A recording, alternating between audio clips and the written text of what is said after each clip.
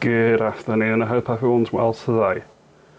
I wanted to bring some interesting information about the way the United Kingdom works to everybody's attention.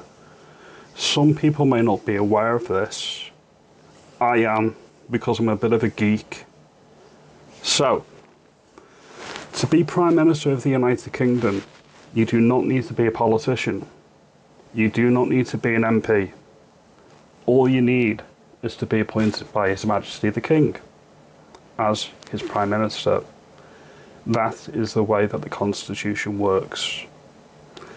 In addition to that, this person who has been appointed Prime Minister needs to command a majority in the House of Commons. So the person who's the Prime Minister technically does not need to be an MP. All they need is the backing of Parliament. That's the first thing I'd like to say. So technically, you just need 330 MPs backing a particular person. It could be anybody. I don't even believe you have to be a British citizen. You have to be a British citizen to be an MP, I believe, but you don't need to be a British citizen to be Prime Minister.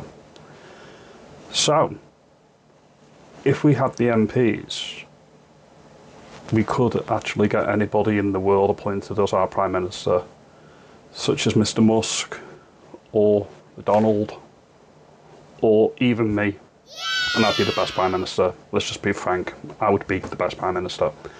We'll go on to that in a minute, but I would be the best. There's no question. Okay. What I would also say is your 325 or 326, I think is the magic number. Let's round it to the 330 just to be nice. They don't have to be politicians. And if you look at the Labour midwits and nincompoops and thickos that make up the Labour benches, including my MP, Mike Amesbury, who likes punching his constituents, yeah, resign please. You're not wanted. You're not needed. Do one. We need a better MP. Halton. Runcorn and Helsby needs reform. Anyway, they don't have to be politicians. They just need to be properly elected to that place. And that's the biggest problem with our system. Useless midwit politicians adhering to a party whipping system. Abolish it. Abolish it all. What I would say if I was Prime Minister, the first thing I would do is abolish any institution that was set up under Tony Blair. Gone. Day one. Done. Secondary legislation through the Commons is all you need to do that. What I would abolish would be the Senate. Gone. Holyrood. Gone. I'm 50-50 on the Northern Ireland Assembly, but I'd probably lean towards abolishing that as well. Supreme Court. Abolished. Ofcom. Abolished. OBR, abolished. Any NGO, non-government organisation, abolished. All gone. All power rests with me and the Prime Minister. Simple as. I would be down on Dover, on the beaches, day one. No more migrants, please. Not happening. Gone. Done. Over. Any migrants that are here are imprisoned. Alcatraz-style island, done. No problem. And any that come, no benefits. And if you want benefits in the UK and you're emigrating to the UK, you have to prove that you can support yourself for 5 years.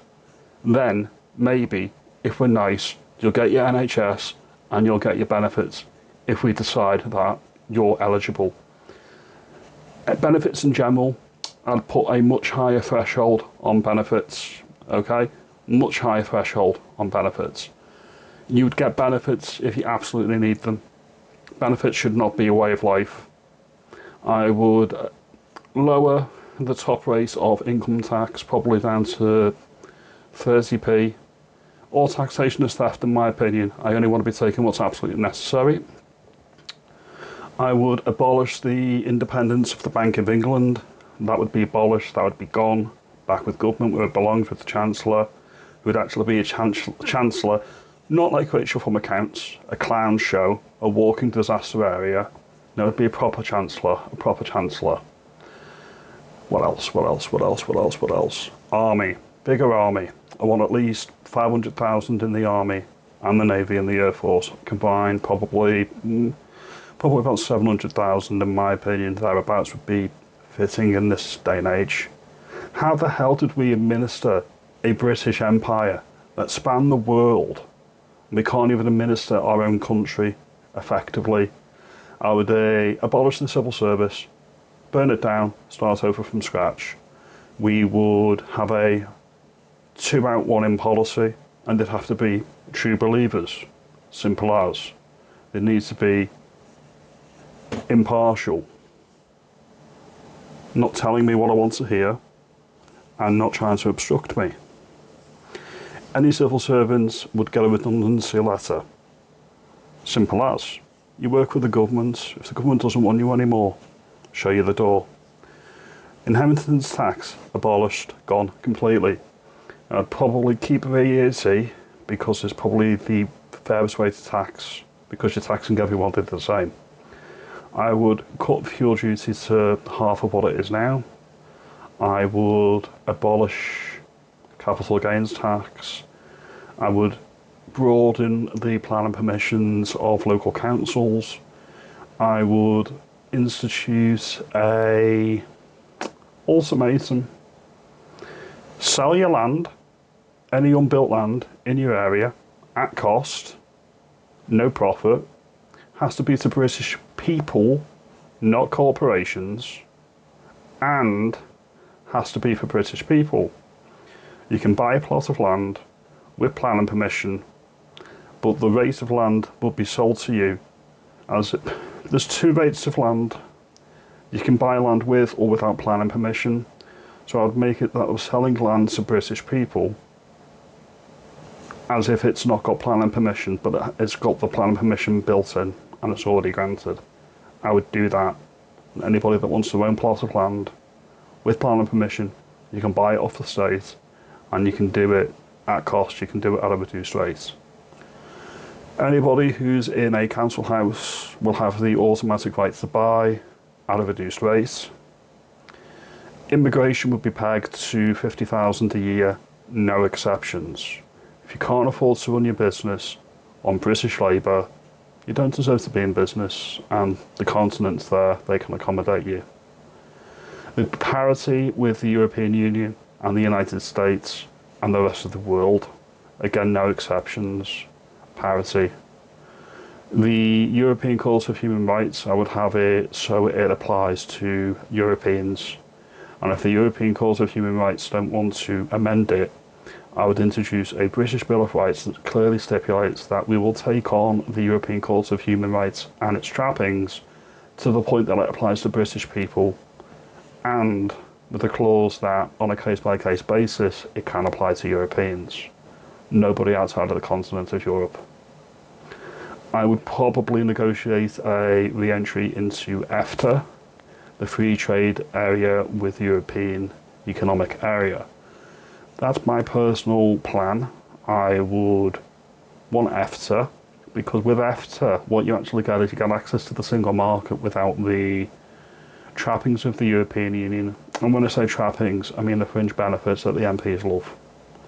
No free trips to Brussels. That'd be another thing I would do. I would make it so all MPs have a 2-term limit. No career politicians. Anybody with vested interest against a government's policy or agenda, like any MPs that have, I don't know, stake in a hotel that's housing illegal migrants that's paid up for the next 10 years.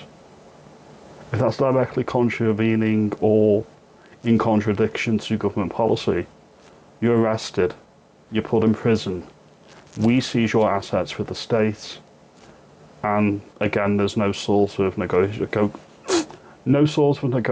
on that. That's just what's going to happen. These things would start to redress some of the major problems we've got in the United Kingdom, in my opinion. I would introduce a direct democracy similar to what they've got in some countries on the continent. I think Switzerland has a direct democracy where the big decisions are made via a referendum. That's something else I would do. What else would I do? That was pretty much it, I think. 2-term limits. Oh yeah, I would reinstate hereditary peers. I would get rid of any lords appointments for any partisan political parties. They could keep the peerage, but they're not getting a seat in the House of Lords. No. I would cap the House of Lords to 1,000 members, including the hereditary peers. I would remove the clergy from the House of Lords. I would have an elected, similar to what they've got in America for the rest. I'd have like senators, and they would be weighted towards the four nations of the United Kingdom. So Scotland, Wales, Northern Ireland and England all get equal amounts, and there'd probably be 200 maybe, so they get 50 each, and they would have the power to veto and override the MPs in Parliament. So I would make the Lords, once again, the senior chamber in the United Kingdom. They've power to not only amend legislation, but to veto the Commons, and to also introduce legislation and money bills. I'd bring that back. And I'd also make it that the popular vote of the country, if it's different to what brings in the most MPs, you could probably think of it as a second Prime Minister, and they're in the Senate. And that person is there solely by the virtue of representing the popular vote from the largest political party. Could be Reform, could be Labour, could be Tory, could be Liberal, could be anybody. But that person, theoretically, would outrank the Prime Minister, because they would have the power to veto anything the Prime Minister wants to do. Sort of like a president, but not titled a president, because we'd still have the King or the Queen, we'd still have the monarch. These are some of my thoughts on what we could do to redress the imbalance in the country, to make sure that the country is actually working for the majority of the nation, rather than the select few that think they're in charge. This is all amusing. It's not to be taken 100% seriously, but it's just some of my thoughts and feelings on the matter. Every single person in the country has the right to express these views. I'm not calling for an insurrection. I'm merely making people aware of the peculiars of the way that we are governed. The King can appoint any one of us the Prime Minister. That's just the law, or not the law, it's just what happens. That's the way the unwritten constitution works. The King can actually appoint any person in the country. I don't even think it has to be a person. It could be a dog, possibly. But they just need to be able to command the support of the House of Commons. And the people in the House of Commons do not need to be MPs. They do not need to be nameless MPs that you do not know, that you do not get a reply off when you send them a letter or an email. They can literally be anybody. If you like this video, give me a thumbs up, give me a like and subscribe. I will see you in the next one. You have a good day, and thank you for your time.